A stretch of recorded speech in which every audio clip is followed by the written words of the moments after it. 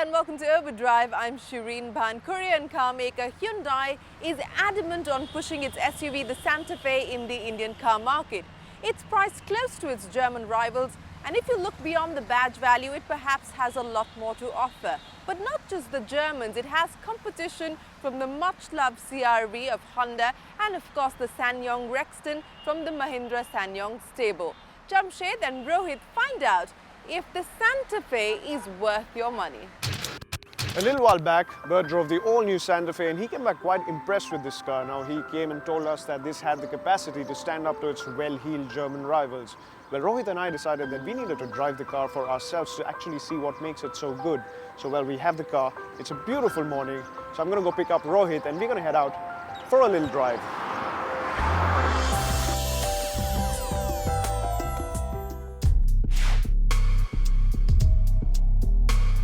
Until recently, the Santa Fe was the best-selling Hyundai in both Europe and the United States.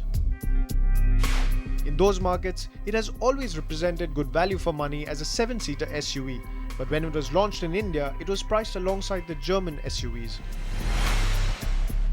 It did well to begin with, but then India is a brand-conscious market and soon sales dropped.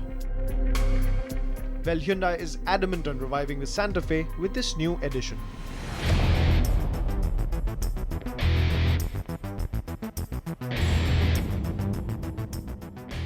Well, first impressions, I'm actually quite impressed with this. I mean, I like the way it drives, I like the way it rides, this engine seems adequately powered, the gearbox is well behaved, ride quality seems pretty decent. Let's see if I can find a few things to dislike.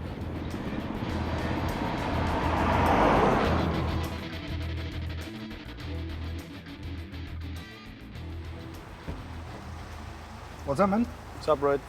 All good, yeah. The car looks big. The driveway is not too big, but the car looks nice and imposing. I think that's because the car is so big that your driveway actually looks small. Shall we head out for a drive then? Yeah, let's do Yeah? it. Come on. Alright then.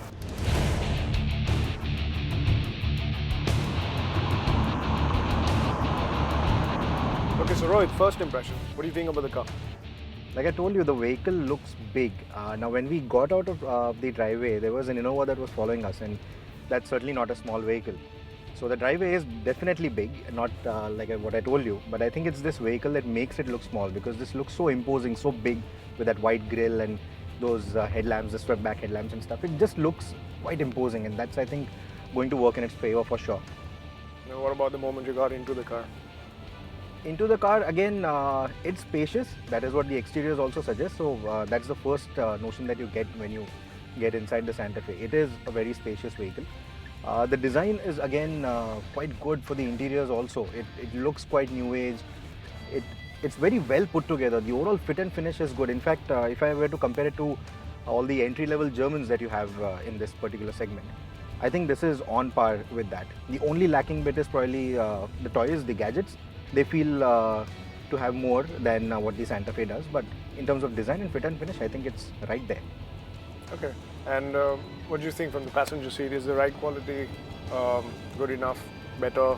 Yeah, so far whatever we have driven on, yes, the ride quality feels in fact better than the German entry-level crossovers because they seem to be a little too stiff. This one is softly sprung, and I think for Indian road conditions, it just does the job better. So I think this setup works more for India than... Yes, it does. I think this is better for the Indian road conditions. But I'll tell you one thing that I really liked, a feature that I really thought was really exceptional, not just for this segment, but even as compared to the other Germans. Now, this constant debate of, Hyundai cars with the steering being listless and feeling less and all. So they have this little button right here, in which you can change change 3 different modes of steering feel. Right. So you have your comfort mode, in which for city driving you can have a soft steering setup so that there's least effort involved. You have the normal mode, which weighs it up just a little bit more. Okay. And then you have the sport mode, which really adds weight to this. So when you're out on the highways and then you need that extra bit of precision and stiffness from the steering wheel, you have that. And that's all with the press of a button. So Hyundai is saying to us, journalists who've been cribbing about this, that here, you can have the best of all 3 worlds.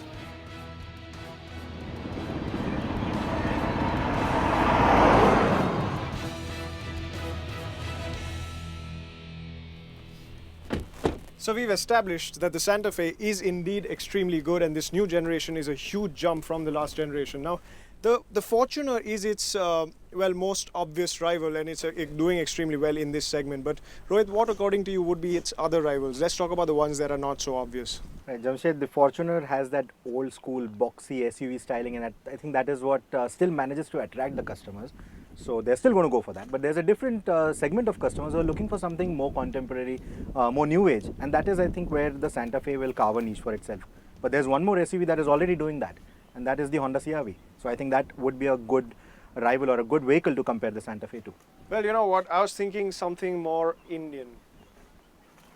What about the SsangYong Rexton? That's Korean. Yes, but I would like to believe much like JLR is Indian, which is again something that I believe. That's British. I think the SsangYong Rexton is also Indian. Okay. Whatever So that why means. don't we just get into those SUVs and see how it stacks up against this one? Yeah, I think we need to do that.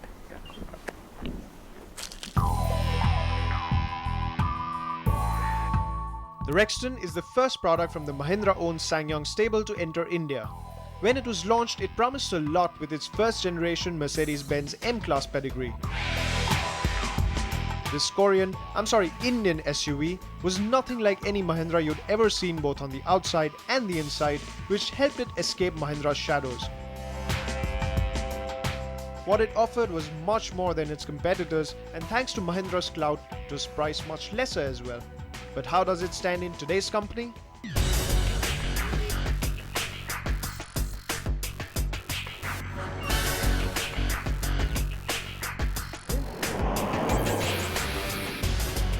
So the first thing I got excited about when I was picking up the SsangYong Rexton was that this is a much larger engine. So this is driven by a 5-cylinder 2.7 litre diesel engine, the tried and tested Daimler engine. But it's later on that I find out that it actually makes lesser power and lesser torque than the Santa Fe's even smaller engine. And that's not just it. When you start driving it, you realize that in effect, it feels even more sluggish and even slower. It just doesn't want to be pushed. It sounds like it's a generation old. The other talking point about the SsangYong Rexton is that, well, for the first time in a comparison involving a Hyundai doesn't have the lightest steering. The SsangYong Rexton outdoes it by far. And I'm going to say what I usually say in most of our Hyundai reviews, that for the city, I think this is what people actually tend to prefer, a lighter setup. But the moment you hit the twisties, the moment you hit a long stretch of road like the highways and the speeds are much higher, you realize that this combination of body roll and a light steering setup just makes it quite unnerving.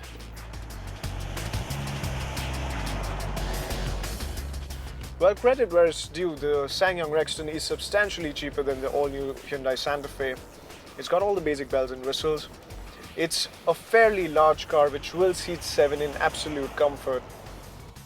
But what I think it requires right now is a product update, a generation change, and I think that's going to make things a little bit more spicy.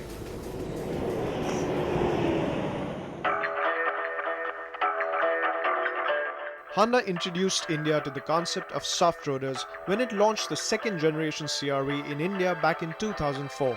It was nothing like what the country had seen, and it blended the best of both a sedan and an SUV. Indians loved it when it was launched, and with each subsequent generation, despite the fact that it was a CBU and was priced on the higher side. But the biggest deterrent in its path was the lack of a diesel engine, something that Honda have still not remedied.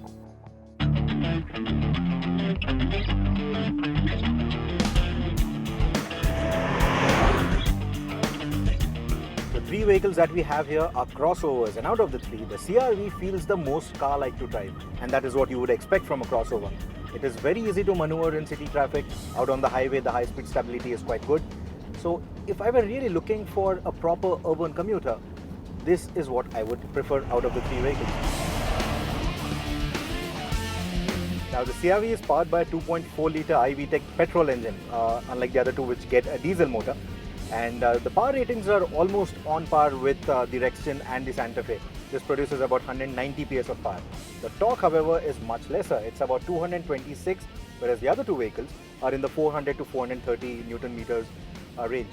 So the torque deficit is not all that evident because this is a very rev-happy motor, and it in fact feels a lot more involving to drive as compared to the other two crossovers that we have here. And the gearbox, that is a slight bit of a problem because it feels a little sluggish. This comes mated to a 5-speed automatic unit, and it is quite slick, but then it feels a little sluggish. Speaking of urban commutes, let's even talk about the fuel economy, because as I mentioned, this is the only petrol vehicle out of the three.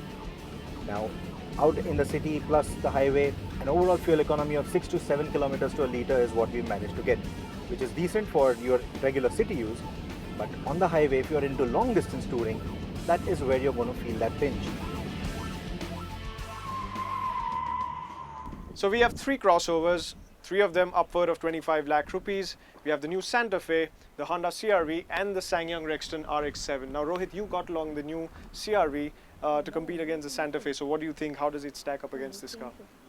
So I clearly feel that this is still the more involving car to drive. I know it's a petrol, but then the kind of handling that it has, it comes closest to a car, and that is what this crossover is meant to be. It just feels much better to drive. It's more involving. But then again, I know there's no diesel engine, and if you really look at the price points, it is significantly cheaper, and there it could still make a lot of sense. But then I know there's a big chunk of customers out there who are not going to make those calculations, and that is where the Santa Fe is clearly going to have its advantage. Well, I know I've got along the Rexton. You're thinking that it would stack up against the new Santa Fe, but the more I drove the car, I realized that even though it is significantly cheaper than the new Santa Fe, it is still a generation behind the new Santa Fe. So I think that right now in the Indian car market, the actual only competitor to this new Santa Fe is going to be the Fortuner, which is the segment leader. Until the Honda CR-V comes with a diesel engine and the Rexton comes with an all-new model.